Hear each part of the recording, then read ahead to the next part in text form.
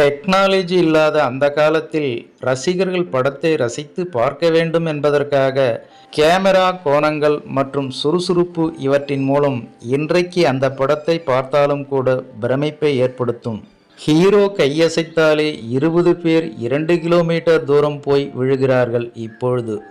ஆனால் மதம் கொண்ட யானை நம்பியாரிடம் சினமில்லாத சிங்கமாக சிரித்து கொண்டே புத்தர் கோயிலில் போடும் சண்டையின் நளினம் எவ்வளவு பெரிய துன்பத்தையும் தாங்கும் திறனை படம் பார்க்கும் ரசிகர்களுக்கு ஏற்படுத்தும். விஞ்ஞானியான அண்ணன் எம்ஜிஆரை காணவில்லை. ஆராய்ச்சி குறிப்புகளுக்கு ஆபத்து. உலக மக்களுக்கு துன்பம் வரக்கூடும். அதையெல்லாம் நான் பார்த்து கொள்கிறேன். ரசிகர்கள் எந்த கவலையும் பட வேண்டாம். கூலாக பாட்டையும் ஆட்டத்தையும் ரசித்து கொண்டே கூட இருங்கள், அது போதும் என்கிற மனோநிலை.